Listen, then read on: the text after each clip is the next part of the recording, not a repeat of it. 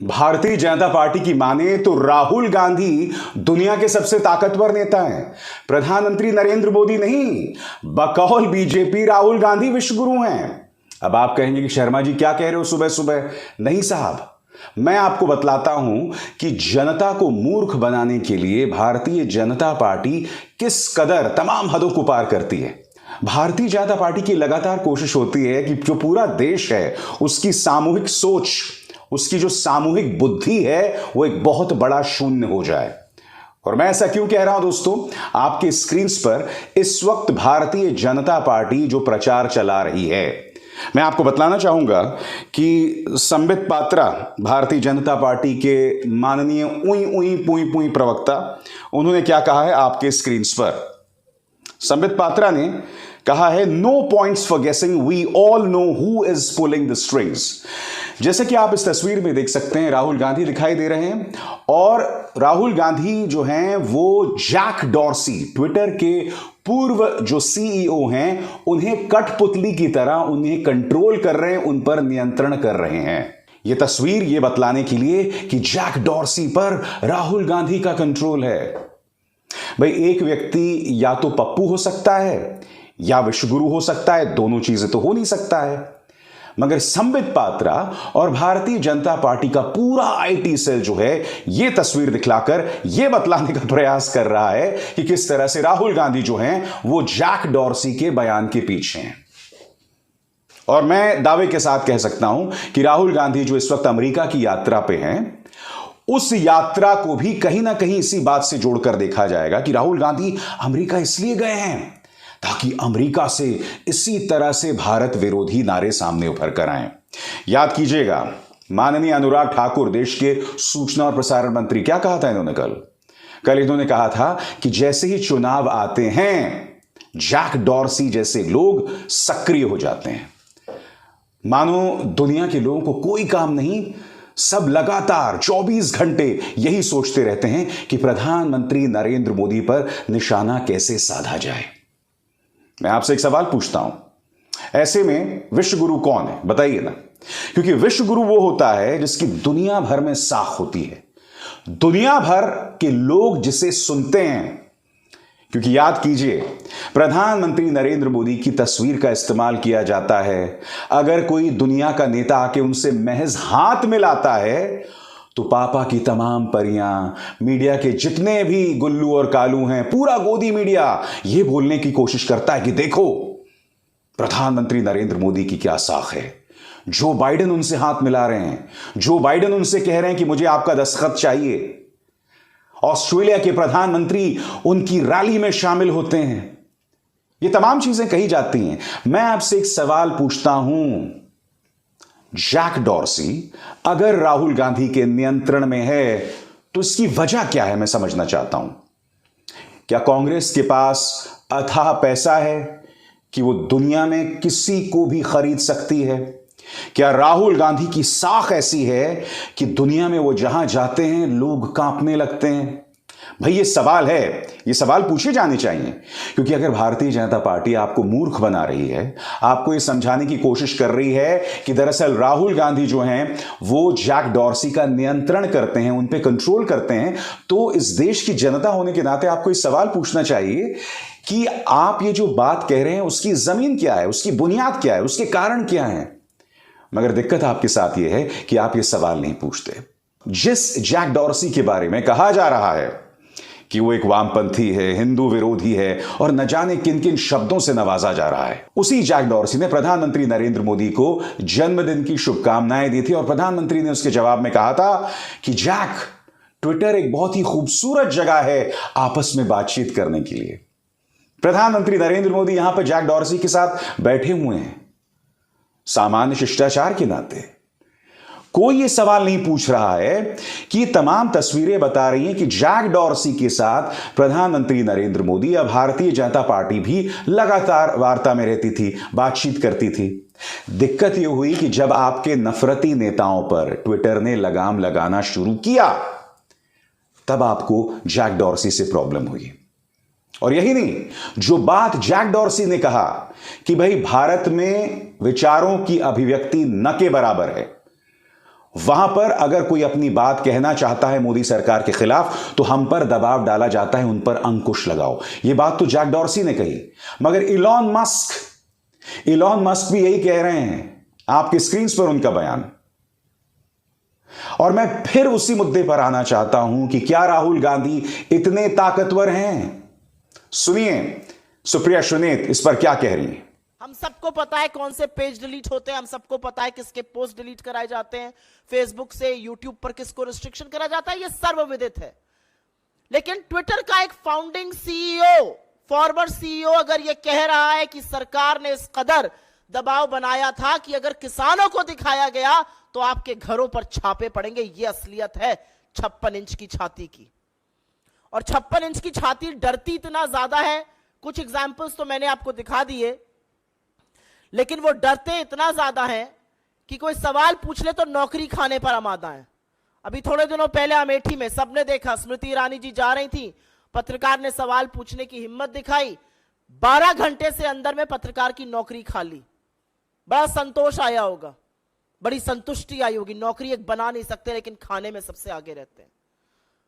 और डरते इस कदर हैं कि विपक्ष की सबसे मजबूत आवाज जो 4000 किलोमीटर पैदल चलकर इनकी कलई खोलने लगती है, संसद में इनका पर्दाफाश करती है, उसको षड्यंत्र रच के संसद से निकालने का काम किया जाता है। और हां, मैं राहुल गांधी की बात कर रही हूं। तो ये तो थी सुप्रिया सुनीत की बात। अब मैं आपको दोस्तों जो मीडिया है ना उसके दोहरे मापदंड आपके सामने पेश करना चाहता हूं। मसलन अंबानी की न्यूज चैनल का यह पत्रकार क्या कह रहा है आपकी स्क्रीन पर। विदेशी एजेंसियों के प्रोपेगेंडा के चीयर लीडर्स के लिए अति आवश्यक रिपोर्ट। इसे प्रोपेगेंडा बताया जा रहा है, इसे साजिश बताया जा रहा है। क्यों? क्योंकि जैक डॉर्सी जो कि ट्विटर के फॉर्मर सीईओ हैं, उन्होंने देश के अंदर जो लोकतंत्र है उसे आईना दिखाया। मगर यही व्यक्ति विदेशी एजेंसीज की तारीफ पर किस कदर उछलता है उसकी मिसाल आपके सामने। ये देखिए, मॉर्गन स्टैनली की रिपोर्ट जरूर देखिए, जिससे पता चलेगा कि कैसे नरेंद्र मोदी के प्रधानमंत्री बनने के बाद भारत एक बड़ी इकोनॉमिक पावर बन गया है। जो मॉर्गन स्टैनली ने तारीफ की नहीं की वो एक अलग मुद्दा है, उसके सामने तुम इस कदर बंदरों की तरह उछलने लगे।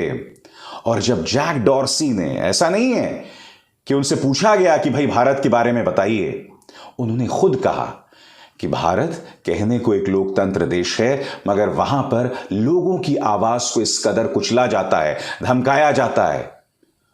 और जैक डॉर्सी ने कुछ अलग नहीं कहा, इलॉन मस्क ने भी वही कहा। तो कहने का अर्थ यह, जो बात जैक डॉर्सी ने कही, इलॉन मस्क ने कही, यह सामान्य वार्तालाप का हिस्सा है, सामान्य बातचीत है कि इस वक्त भारत में क्या हालात हैं। मगर उसको लेकर यह कहना कि राहुल गांधी उस पर कंट्रोल कर रहे हैं, यह अपने आप में बहुत ही हास्यास्पद है। मैं फिर कहना चाहता हूं, भारतीय जनता पार्टी पहले यह तय करे कि राहुल गांधी को गंभीरता से लिया जाए या ना लिया जाए। क्या राहुल गांधी से आप इस कदर डरते हैं कि राहुल गांधी के एक एक शब्द पर आप अपने सरकार के 2 दर्जन मंत्रियों को मैदान में उतार देते हैं? याद कीजिए, इस वक्त राहुल गांधी जो अमेरिका में हैं, खुद देश के गृह मंत्री अमित शाह जो हैं, अपनी एक रैली में उनके बारे में कह रहे थे। याद है या याद कराऊं? सुनिए अमित शाह क्या कह रहे हैं।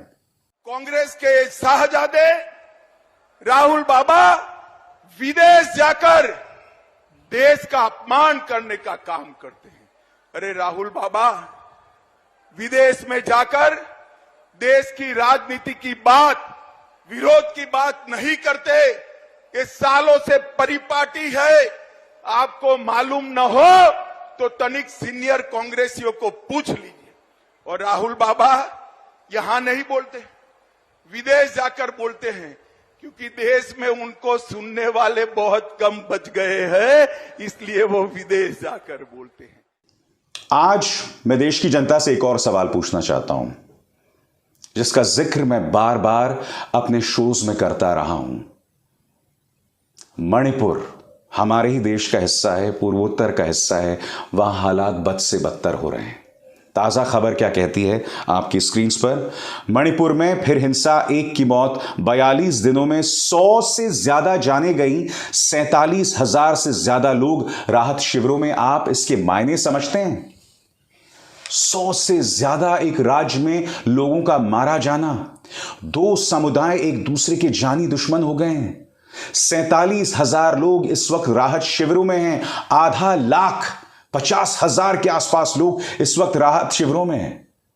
मैं आपसे पूछना चाहता हूं, क्या इसके पीछे भी राहुल गांधी का हाथ है? ये ऐसा तो नहीं है ऐसा कह के मैंने बीजेपी को आइडिया दे दिया।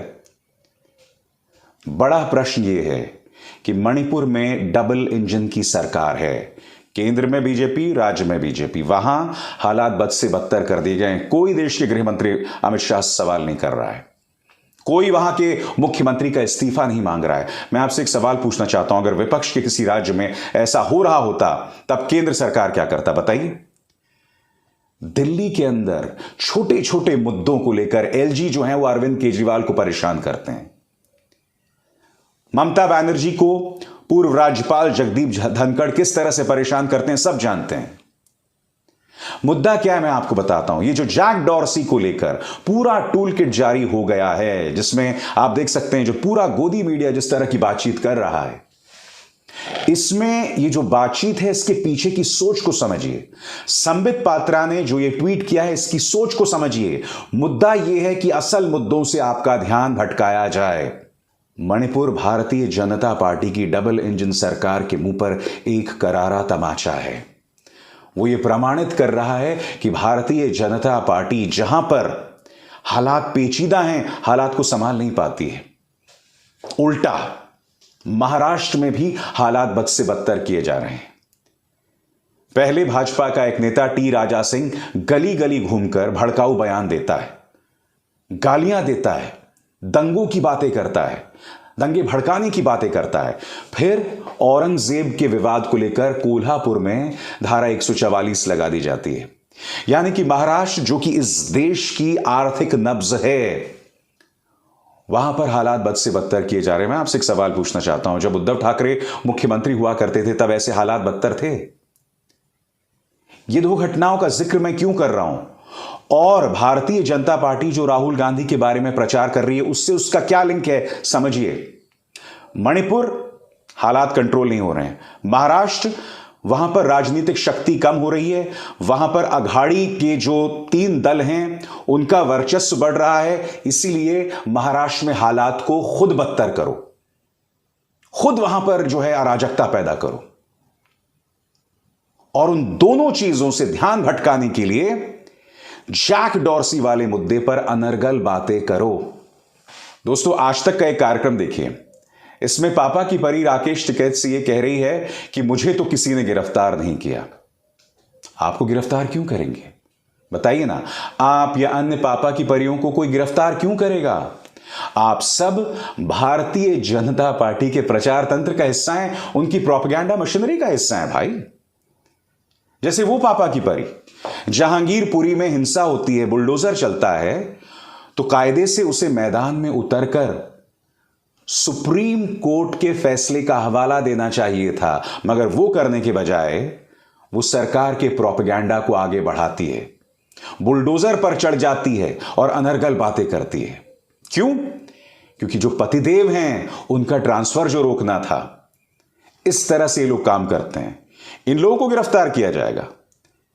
गिरफ्तारी किन लोगों की हुई है मैं आपको बताता हूं। 1000 दिन हो गए हैं, उमर खालिद अब भी जेल में है। क्या हुआ है, चार्जशीट में क्या है, आरोप क्या है, कोई नहीं जानता। भीमा कोरेगांव मामले में 6 साल से लोग बंद हैं जेल में। अब तक पुलिस के पास क्या प्रमाण है, क्या सबूत हैं, क्या आरोप हैं, वो दिया ही नहीं गया उन लोगों को जो 6-6 साल से जेलों में बंद हैं। और ये लोग बात करते हैं कि हमें गिरफ्तार नहीं किया जाता। अरे भाई, आप प्रचार तंत्र का हिस्सा हैं, आपको कौन गिरफ्तार करेगा? सिद्दीक कप्पन, इस व्यक्ति को 2 साल तक आतंकवाद की धाराओं में बंद कर दिया गया था। बेल मिल जाती है, उसके बाद भी कई महीनों तक जेल में रहता है, तब उसे ईडी फंसा देता है मामलों में। गिरफ्तार किन्हें किया जा रहा है वो तो आपके सामने तमाम तस्वीरें हैं। इस देश के इतिहास में शायद ही ऐसा कभी काल हुआ होगा जब मीडिया ने असल मुद्दों से भटकाकर इस तरह का अनर्गल प्रचार किया है, इस तरह का वाहियात प्रचार किया है, जो अपने आप में कितनी बड़ी त्रासदी है। कायदे से मीडिया को संबित पात्रा को कटघरे में रखना चाहिए था। अरे क्या बकवास कर रहे हो भाई, क्या अनर्गल बातें कर रहे हो। राहुल गांधी कैसे जैक डॉर्सी पर नियंत्रण करेगा? मगर असल मुद्दों से भटकाने के लिए कुछ भी कहो, कुछ भी कहते रहो, which is a shame. Avsar Sharma को दीजिए इजाजत। नमस्कार।